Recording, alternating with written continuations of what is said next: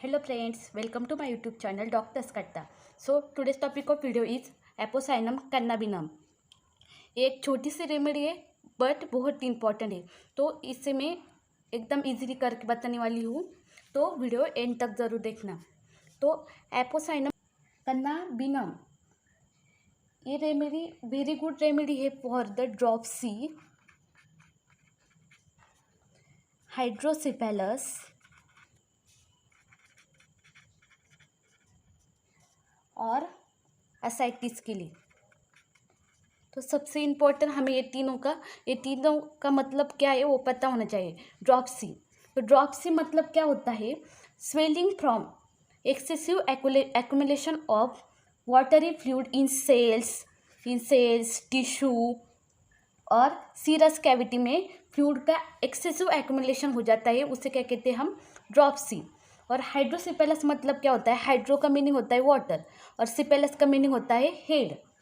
तो hydrocephalus is the condition in which the excessive CSF build up within the fluid containing cavities और ventricle of the brain। और ascites क्या है? इस condition में क्या होता है? फ्लूइड कलेक्ट होता है इन द पेस में फ्लूइड कलेक्ट हो जाता है, उसे क्या कहते हैं? एसाइटिस। मतलब ये तीनों में भी क्या होता है? फ्लूइड एक्यूमुलेट होता है और कलेक्शन होता है। ड्रॉप्सी, हाइड्रोसिपेलस और एसाइटिस के लिए गुड रेमेडी है एपोसाइनम। देन हम उसकी देखेंगे फिजिकल सिम्टम्स और मेंटल सिम्टम्स, और एंड में हम इस रेमेडी का इम्पोर्टेंट क्या है वो हम यहाँ पर लिखेंगे और उससे हो रेमेडी हम याद रखेंगे। तो फिजिकल सिम्टम्स क्या है इसमें? Dropsy with thirst. ड्रॉप्सी क्या है? ड्रॉप्सी विथ थर्स्ट है, ये इम्पोर्टेंट सिम्टम्स है एपोसाइनम का। तो ड्रॉप्सी अदर रेमेडीज़ में भी होता है, जैसे कि एपिस मेलिफिका में भी ड्रॉप्सी होता है वो पेशेंट, पर उसमें क्या होता है? ड्रॉप्सी विदाउट थर्स्ट होता है। तो ये याद रखने का कि एपिस मेलिफिका में क्या होता है? विदाउट थर्स्ट होता है patient, dropsy without thirst.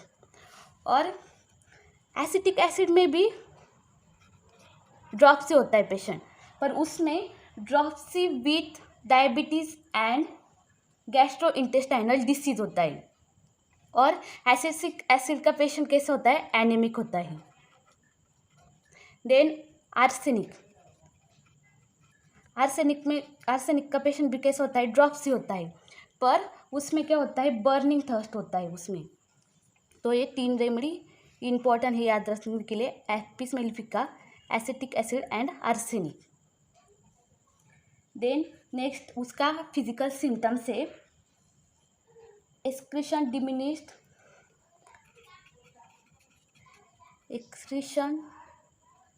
Diminished हो जाते हैं। एक्सक्रीशन डिमिनिश स्पेशली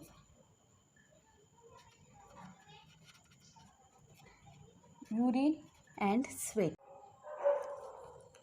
तो इस सभी एक्सक्रीशन कैसे हो जाते हैं? Diminished, specially urine and sweat. तो ये हो गए उसके फिजिकल सिम्टम्स। और मेंटली कैसे रहेगा वो पेशेंट? तो पेशेंट में कैसे रहेगा? लो स्पिरिटेड रहेगा, डल, कंफ्यूज माइंडेड रहेगा, और रेस्टलेस रहेगा। और इस पेशेंट में हमें दिखाई देती है फ्रिजिडिटी मतलब इनवॉलंटरी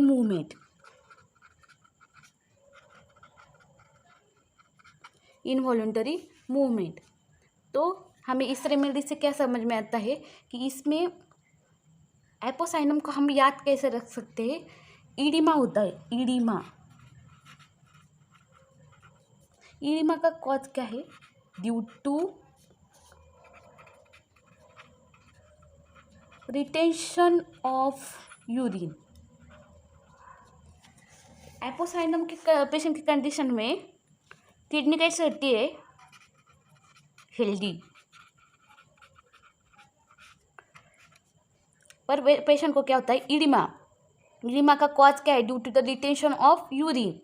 और ईडिमा के साथ साथ oedema with nausea and vomiting.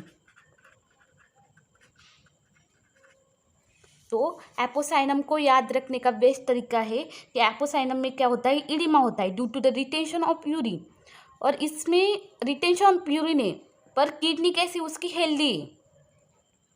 और पेशेंट में एक good remedy for the dropsy, hydrocephalus and ascites. और एपोसाइनम का पिकुलियर क्या है, ड्रॉप्सी विथ थर्स्ट है उसमें, और एपिस मेलिफिकम में भी ड्रॉप्सी है पर वो विदाउट थर्स्ट है। एसिटिक एसिड में भी ड्रॉप्सी है पर वो with diabetes and gastrointestinal disease, और उसमें प्रोमिनेंट क्या है, एनीमिया। आर्सेनिक में भी ड्रॉप्सी है पर वो विथ बर्निंग थर्स्ट है। तो ये याद रखेंगे हम, oedema due to the retention of urine, kidney healthy है पर oedema with the nausea and vomiting. Hand writing थोड़ी ख़राब आई है पर कंसेप्ट एकदम क्लियर होना चाहिए। तो आपको वीडियो अच्छा लगा होगा तो like, share and subscribe. Thank you.